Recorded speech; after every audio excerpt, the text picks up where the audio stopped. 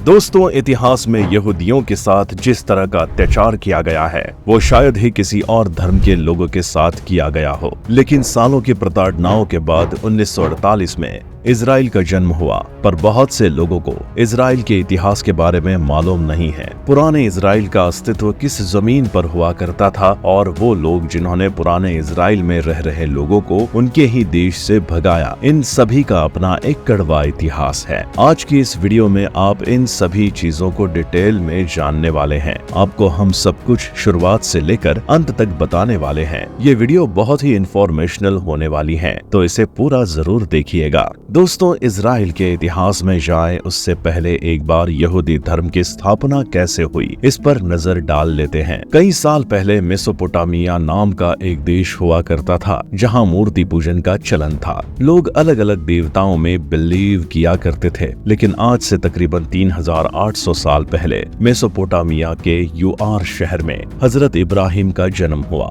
जिन्हें दरअसल 3 धर्म का पैगंबर माना जाता है, और ये धर्म है इस्लाम, यहूदी और क्रिश्चियनिटी। हजरत इब्राहिम बाद में फिलिस्तीन चले जाते हैं जहां आज का इजराइल मौजूद है, और वहां जाकर लोगों को उन्होंने धर्म के बारे में काफी ज्ञान दिया। अब आगे जाकर हजरत इब्राहिम के पोते का जन्म होता है जिनका नाम था इजराइल। इन्हें प्रॉफिट याकूब के नाम से भी जाना जाता था। इनके कुल 12 बेटे होते हैं जिन्होंने उस समय की फिलिस्तीन की धरती पर 12 अलग अलग कबीले बनाए, जिसे इतिहास में इजराइल की शुरुआती 12 जनजाति के नाम से जाना जाता है। इजराइल के एक बेटे का नाम यमूदा था, जिनकी वजह से आगे जाकर उनके सभी फॉलोअर को यहूदी कहा जाने लगा। लेकिन फिर अचानक से इजराइल की इस धरती पर अकाल पड़ जाता है और लोग यहाँ से इजिप्ट की ओर चले जाते हैं। लेकिन वहाँ के राजाओं द्वारा यहूदियों के ऊपर कई अत्याचार किए जाते हैं। उस समय एक यहूदी परिवार में हजरत मूसा का जन्म होता है, जिनके प्रयासों के द्वारा इजिप्ट में बचे हुए यहूदियों को वापस से अपनी सरजमीन इजराइल पर लेकर आया गया। इसीलिए यहूदियों में हजरत मूसा के लिए काफी इज्जत है। इन्होंने यहूदियों को 10 उपदेश दिए,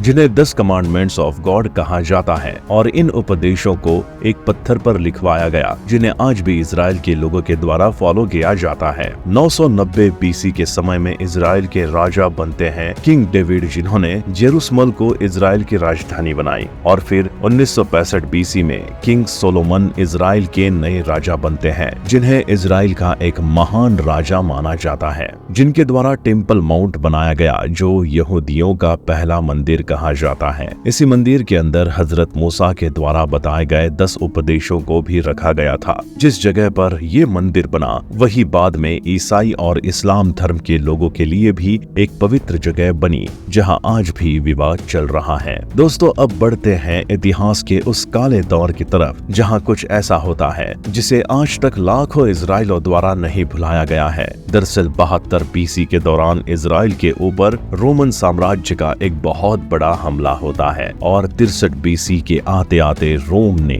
पूरे इजराइल पर अपना कब्जा जमा लिया। रोम के लोगों ने किंग डेविड के द्वारा बनाए गए मंदिर को तोड़ दिया, लेकिन उनके इस हमले में इस मंदिर की एक दीवार बच गई, जिसे आज भी इजराइलों के लिए बहुत ही पवित्र दीवार मानी जाती है। जी हाँ दोस्तों, हम बात कर रहे हैं वेस्टर्न वॉल की। दोस्तों, आपको बता दें कि मंदिर तोड़ने की इस घटना को एक्सोड्स कहा जाता है, और वहीं दूसरी तरफ यहाँ पर यहूदियों के ऊपर काफी अत्याचार किया जा रहा था और उनका कत्लेआम हो रहा था। उस दौर में इजराइल की इस धरती पर ये यहूदी परिवार में जीसस क्राइस्ट का जन्म होता है, और जैसे जैसे वो बड़े होते गए उन्होंने कई उपदेश देने शुरू किए। उनके द्वारा कई अलग अलग चमत्कार भी किए गए, जिसे देखकर लोग उन्हें ईश्वर का दर्जा देने लगे। ईसा मसीह एक यहूदी थे, लेकिन उनकी अपनी एक अलग विचारधारा थी और वो इसका खुलकर प्रचार किया करते थे। लेकिन ये बात यहूदी और रोमन समाज के लोगों को बिल्कुल भी पसंद नहीं थी। कई यहूदी उन्हें अपना गुरु मानने लगे, और इस तरह से ईसाई धर्म की स्थापना होती है। लेकिन 30 बीसी के आसपास ईसा मसीह को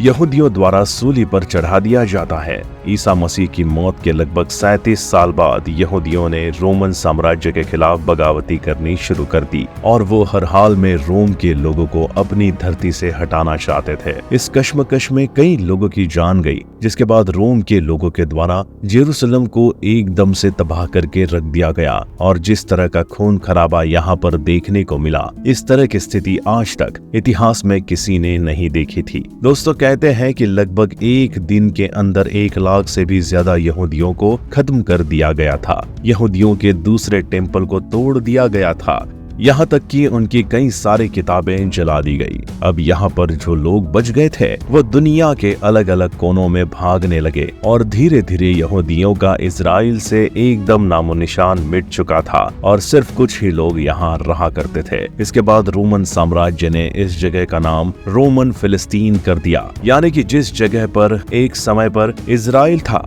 उसे अब फिलिस्तीन का नाम दे दिया गया था। दोस्तों, आप 306 एडी में बहुत बड़ा टर्निंग पॉइंट आता है जब रोम के राजा कॉन्स्टेंटाइन द ग्रेट के द्वारा ईसाई धर्म को अपना लिया और फिर धीरे धीरे पूरे रोम में ईसाई धर्म अपना लिया जाता है। इसके बाद यहूदियों के लिए सिचुएशन और भी ज्यादा मुश्किल हो गई, क्योंकि यहूदियों के द्वारा ही ईसा मसीह को सूली पर लटकाया गया था और इस वजह से कॉन्स्टेंटाइन के द्वारा यहूदी लोगों की हत्या करवाई जाने लगी। इसी कारण यहाँ जो लोग बचे हुए थे वो भी दुनिया भर में अपना आशियाना ढूंढने के लिए निकल पड़े। दोस्तों, अब आने वाले कई सालों तक यहूदी यूं ही दुनिया में दर दर भटकते रहे। पोलैंड, सऊदी अरब, ब्रिटेन जैसे देशों में जाकर यहूदी बस चुके थे। फिर 1881 से लेकर 1904 तक पहला अलियाह देखा गया, जहां पर दुनिया के अलग अलग कोनों से लगभग 30,000 यहूदियों का जेरूसलम आना हुआ, क्योंकि उस समय इजराइल की इस धरती पर ऑटोमन साम्राज्य का राज हुआ करता था।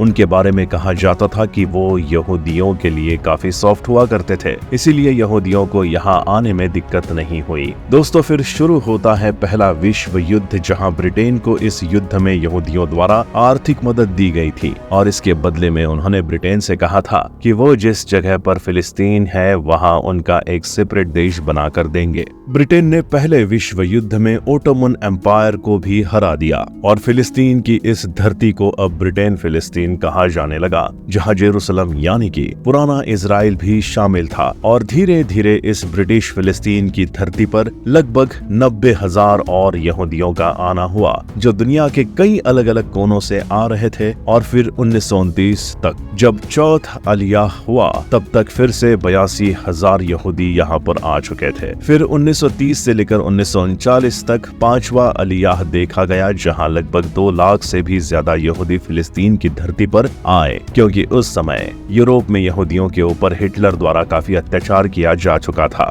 1945 तक आते आते यहूदियों की आबादी फिलिस्तीन में 31% हो चुकी थी और फिर इजराइल और फिलिस्तीन के लोगों के बीच में एक छोटा सा युद्ध भी हुआ, लेकिन फिर भी तब तक दोनों गुटों के बीच समझौता नहीं हो पा रहा था। 1947 में ब्रिटेन इस विवाद को यूनाइटेड नेशन लेकर चला गया। यहाँ यूनाइटेड नेशन ने दुनिया को हैरान करते हुए अलग ही तरह का बंटवारा किया। आधे से ज्यादा हिस्सा इजराइल को दे दिया गया और कुछ हिस्सा फिलिस्तीन के लोगों को दिया गया। तो वहीं जेरूसलम को यूनाइटेड नेशन ने अपने कंट्रोल में लिया। ये डिसीजन फिलिस्तीन के लोगों के फेवर में नहीं था, लेकिन बाद में 14 मई 1948 को इजराइल नाम के देश का गठन होता है, लेकिन ये विवाद आज भी पूरी तरह से सुलझ नहीं सका है। तो दोस्तों, ये था इजराइल देश बनने का पूरा इतिहास। उम्मीद करते हैं आपको हमारी ये वीडियो अच्छी लगी होगी। वीडियो को लाइक शेयर करें और हमारे चैनल को सब्सक्राइब करके बेल आइकन जरूर दबा दीजिएगा।